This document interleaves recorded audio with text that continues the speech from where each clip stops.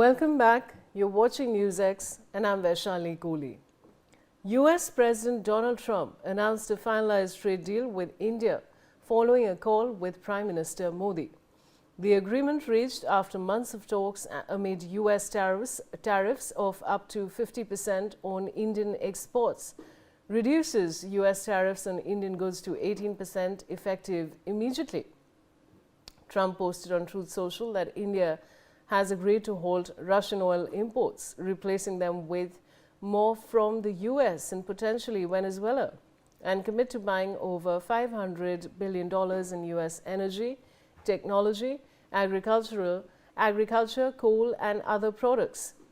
He claimed India would also drop tariffs and non-tariff barriers on US goods to zero, helping end the Ukraine war and boost bilateral ties.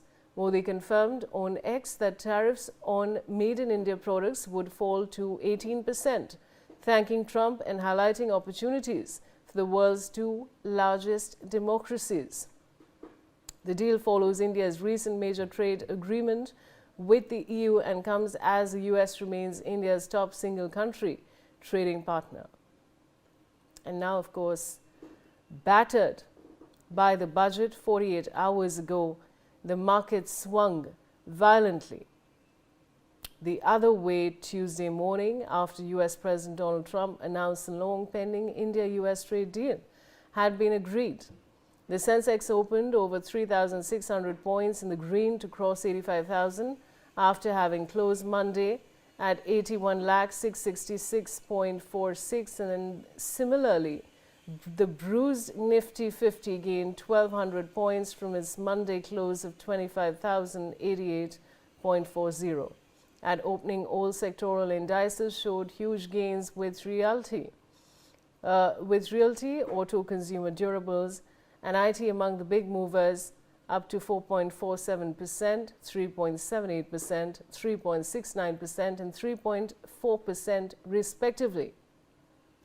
India's stock markets have seen massive volatility over the past week, starting with the benchmark indices erasing overnight losses after a free trade agreement with the European Union.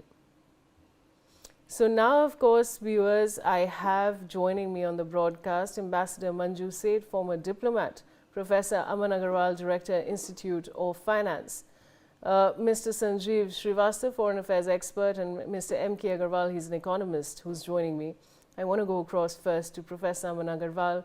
Professor Agarwal, would you please like to simplify these numbers for our viewers? You see, the first part in terms of the trade component which is coming in, as a president of a country, is welcome to initiate talks. And I think as a developing country, a country which is open to ideas, we must welcome these talks as well. Whether it is 500 billion or 1 trillion, we should welcome those structures. As far as the reduction is concerned, as far as, there's a lot of ambiguity about it. There are no documentations, no notifications, no trade agreements which have been signed so far. However, given his intent, it is a reduction from 25% to 18%, whereas 25% imposed on oil basis is still in place. So it is not too much of a relief which is there as such, which is we are observing coming forth. Also, we have seen nations and companies who actually increase the prices and then reduce it by some amount. So this is not something we should look at too much of a relief, given the fact that the products which were placed on tariffs on, you see, pharmaceutical is one of the largest trade, they did not place any tariff on that. The one of them was gems and jewelries, that is purchased by middle class or upper middle class in the US. Their few $100s would not make so much of a difference in terms of purchases. So it's an inelastic kind of a good. The second was textiles. Again, we don't compete in low-end textiles like Vietnam, Cambodia, China, and some of the other countries in Asia. We are actually in the segment of middle class again in the US and upper middle class, where we're looking at designer textiles and high-end and middle textiles. Again, there a few $100 or maybe even $2, $4, $5 of a taxation impact would not make an impact in terms of purchases. The third major component was masalas. And those are again purchased by mostly Indians or people who are in habit of consuming Indian products.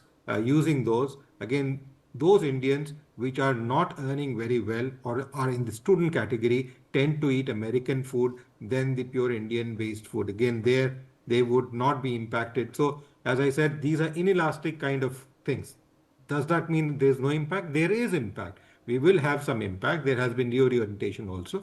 But if the impact was to be so gravely felt, last 2 quarters of this country and the economic survey has shown clearly that we are growing at 7.4%. That picture would not have come into place if it was so much of a grave impact which would happened. Because the growth which is coming in this nation in the last couple of years, almost over a decade now, is coming from the grassroots level and not from macro agreements happening by large companies at the top only, which we saw after the independence when we started seeing growth coming in from major mega agreements happening between industrialists across the country and overseas. So there is a difference in the way trade is being felt by the common man or the grassroots level entrepreneur. And this is something which is critical and which Donald Trump has been able to appreciate the fact that when everybody is looking at it, so if whatever handshake they're coming to give, we are welcoming. As far as oil not being purchased from Russia is concerned,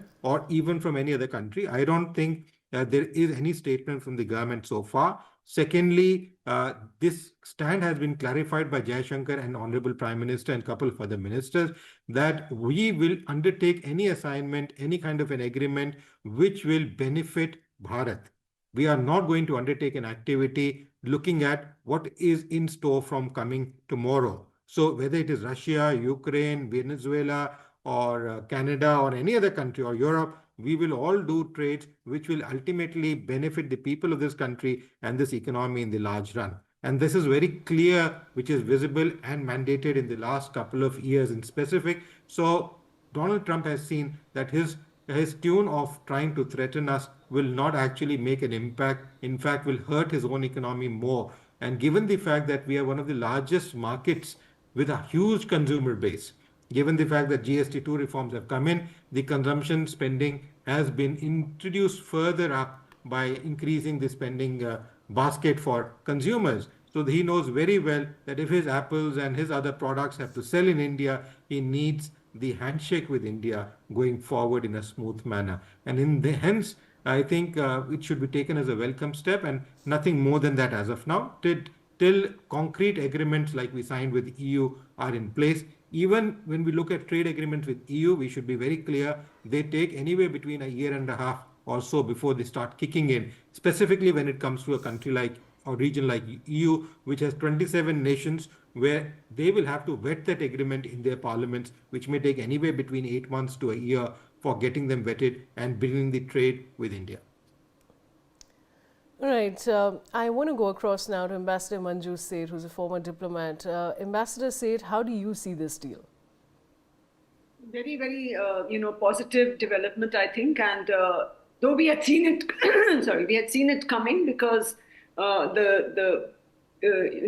Commerce Minister Mr. Piyush Goyal had mentioned that it's all final and there's only a phone call. They need to the leaders need to, finalize it. And after the ambassador came, Ambassador Gore came to India, then he also made some positive statements. And I think the call yesterday, when it was announced that both the leaders have spoken, I was thinking that, yes, something could be announced. And I think it's a very positive and welcome step because it will help to move the relationship, of course, back to its, to a strong level, but will also, signal, I hope, some continuity and some stability in the relationship. And especially for our SMEs, small and medium enterprises and smaller companies, it's a very positive thing that the tariffs have been brought down and the punitive tariffs have been withdrawn.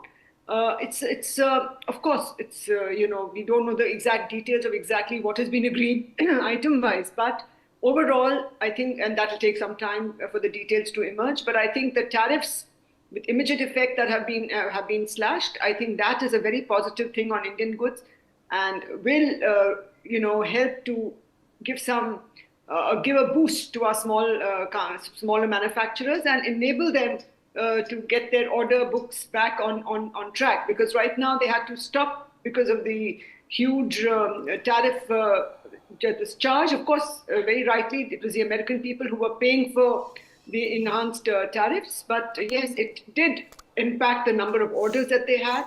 Now it is expected that these orders will again go up and be back on track, so to speak. And I think this relationship is very important for both countries, and that has been signaled through both the leaders saying that this deal is important, and we will, go ahead with, whatever the details need to be worked out, and be a win-win situation for both. So I think that's a very positive development, and I look forward, and we all look forward. India looks forward to a much better relationship and to a better trade deal. And as we have seen, the markets have reacted so positively to this. The sentiment has been so positive, and the shares of the affected sectors who have been affected positively with this have also gone up. And I think it is a win-win for India as well. I want to now go across to Mr. Sanjeev Srivastava. He's a foreign affairs expert. Now, Mr. Srivastava, I want to ask you, Trump has, of course, said that the deal could help end the Ukraine war. From a foreign policy perspective, is it realistic to link trade to geopolitical conflict resolution? Well, clearly not. And I do not think that that is the right approach to look at this Russia-Ukraine conflict. And Donald Trump administration had dragged India into this conflict by imposing a 25% additional tariff, which was, in my assessment, a totally unwise decision. Now wisdom has prevailed, and they have withdrawn that punitive tariff too.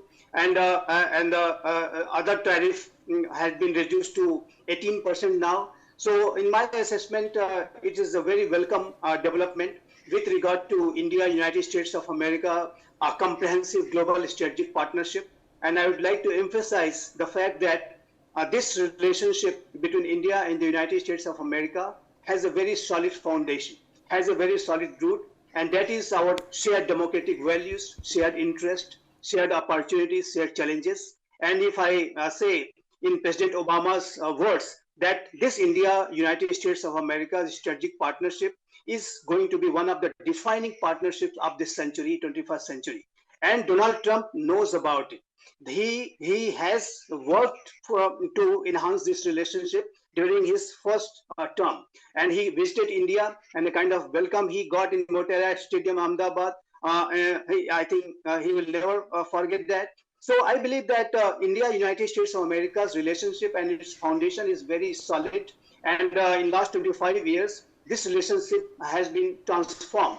Indian prime ministers and American presidents, they have all, contributed their best to enhance this relationship and transform this relationship. And that included, President Trump's first term. But unfortunately and shockingly, the kind of behavior thus far President Trump has shown during his second term was clearly a disappointing approach and an unwise approach. But now, as I said, that it appears that wisdom is prevailing, and it is good that such wisdom is prevailing. And if you ask me that what prompted him to review this kind of changes which he has brought in now, I believe that India-EU free trade agreement, which is now being termed as the mother of all deals, has played a very significant role in on President Trump and President Trump's administration to go for such kind of a review. Because, India and the EU and the European bloc to all 27 countries and the fastest growing major economy like India, both the European Union bloc and India have given a very clear message to the Trump administration that when we are into the third decade of the 21st century, this world and the world order, whether it is economic order or the strategic order, can be managed, can be upheld by the other emerging powers also. And it is not that United States of America necessarily will have to play a role or will have to guide and control this entire global affairs. Other countries too can manage their relationships, and they can prosper and grow and ensure their development. So this kind of messages which have been given by various countries, India, EU, and the kind of speeches we have seen by Ursula von der Leyen before she came to India in Davos, and a kind of a speech Canadian Prime Minister Mark Carney gave, a kind of a speech Emmanuel Macron of France gave. Certainly it clearly gave a very, very loud and clear message to the Trump administration that this world has changed now. This is not the world of 20th century, it is 21st century, and we are in the third decade of the century. And there are alternatives available for the countries to collaborate with each other and to prosper and grow. So I believe that this message has gone on very clearly to the Trump administration, and they have been forced to review the kind of posturing they have been doing thus far with regard to the weaponization of their tariff policy. So I believe that this is a great success by our leadership. This new India under the Prime Ministership of Sri Narendra Modi has the way this government has conducted itself during this entire period of turbulence or very tense moments we have seen in the India-US relationship. I think the government has dealt it in the best ways possible. And government from government side, not much has been said, but the actions, as we say, that action speaks louder than words. The kind of diplomatic maneuvering India did with the European Union or with Russia or with China in Tianjin, the kind of images came out. India gave a very clear message that we are not going to be compromising with our strategic autonomy, whether it is our economic policy or defense policy or foreign policy. The cornerstone of all these policies is strategic autonomy.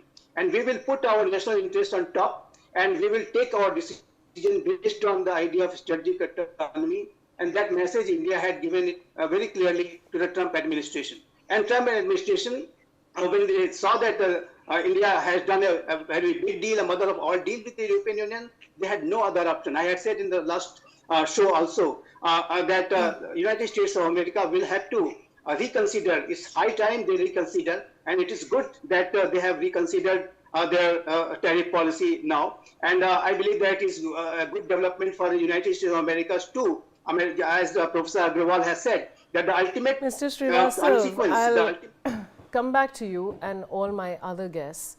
Now, let's take a look, viewers. Let's compare tariffs to other countries. So let me show you that. Now, US tariffs on India, viewers. Now, earlier, they were at a 50%, pardon me, and now it's at an 18%. Now, earlier, India was at a 50%, rank 1, and China was at a 34%, Pakistan at a 19%, Bangladesh 37%, UK 10%, and Canada 35%. Now, India is at an 18% and China is at a 34%. India is at an 18% and Pakistan is at a 19%. India is at an 18% and Bangladesh is at a 37%. India is at an 18%, Canada is at a 35%. So this, of course, viewers, is a comparison that is, of course, imposed on us vis-a-vis other countries. And with that, I want to now go across to Mr. M.K. Agarwal, who is an economist. Mr. Agarwal, I'd like your comments on the fact that we've compared the tariffs imposed on India to other countries. Well, Vaishali, I believe that the development that has taken place last night, it is welcome in the sense that US administration has realized the significance of the Indian association and Indian partnership, and that's great of them. And definitely, if you are looking at the India's capabilities, I am giving you two indicators before coming to yesterday's conclusion. One is the Sensex, and the other is the depreciation of rupee against dollar. You'll find that when this was slapped on India, 25%, then again 25%, our stock markets did not react in a very adverse manner. But today, when they have realized that this trade agreement has been reached, they have responded much favorably, and they are, price has been more than 2,500 points in the Sensex. Similarly, if you are looking at the depreciation of the rupee, when this was a slab, that is tariff was imposed on India, and that time our rupee did not decline as much as it has jumped up. Today, if you find, it has been more than 1 rupee in one session only. So that's, I mean, great and historic also. So it reacts favorably, no doubt, but it has the capacity to absorb such type of shocks from any type of situation. So now Indian economy is resilient, strong, and it is entering into the partnership with countries like, I can say, UK, European Union, a bulk of 27 countries, Australia and others. So India did not stop when tariff was imposed on us. Rather, we went much faster, and with much patience, much perseverance, and we entered into any deal with maturity, not in desperation. So even when we entered the European Union FTA, what we found that it provides us a lot of scope in terms of what we are going to get from European Union, besides what we are going to export to the European Union. Both ways, it is a win-win situation. Secondly, when it comes to US, in the current scenario, after Davos, particularly, Trump administration found that it is getting isolated. It is getting isolated from China. Already it is having adverse situation with Russia, and it has severed its relationship, or you can say spoiled, rather it has spoiled the relationship, particularly the economic relationship with NATO countries and European Union, and the type of war of words that has taken place at Davos, it never happened. So US realized, and from there itself, President Trump, appreciated and Prime Minister Modi. So it was a signaling. It was a signaling that we are reaching you faster with cordial approach. And when yesterday it happened, look at the diplomacy. Two diplomats are here. They will explain this type of diplomacy. But what I can understand as a student of economics, so they were, coming up faster, but through a definite route. First, it was, ambassador to India who put a type of some message on X that there has been some telephonic talk without providing anything else. Secondly, you'll find that then President Trump comes on X and something is revealed. Then Prime Minister says about the relationship. Prime Minister did not tell about any type of trade agreement. It means Prime Minister still was doing with caution and with, you can say, maturity, but with perfect personal relationship and diplomatic relationship. So our economic relationship are tied with the professional relationship. And one thing more that we could not discuss, that is when we entered into the trade agreement, FTA with European Union, there was a much, important dimension, and it was in terms of, Mr. sending Agarwal, I'll out let you complete your thought. I'll come back to you in a minute. Now, oil prices rose slightly in early Asian trading as markets reacted to the new US-India trade deal. President Trump said the US will lower tariffs on Indian goods to 18% and that Indian Prime Minister Modi has agreed to stop buying Russian oil and buy more from the US and possibly Venezuela. In early trade, the crude was up to 0.3% at $62.33 a barrel, and Brent crude rose to 0.2% to $66.45 a barrel. Mr. Agarwal, I'll let you complete your thought and then I'll move on to Professor Aman Agarwal. Yeah, in fact, what I was mentioning, there has been some, blockade in terms of H1 visa in US. So it was hampering the cause of the US companies there. And that's why they were planning to ship to India for production. Already it has been done by, Apple, and they did not heed to the suggestions or threat by the Trump administration. So this is the type of thing that was happening, and simultaneously what happened with the European Union.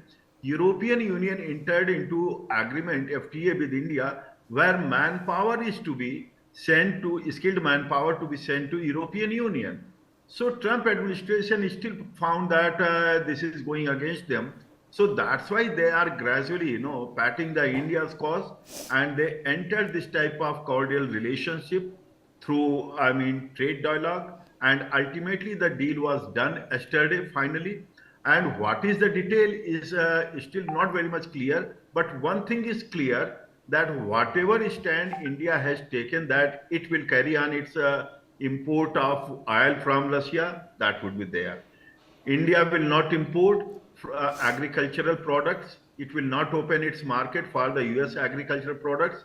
It appears it stands there.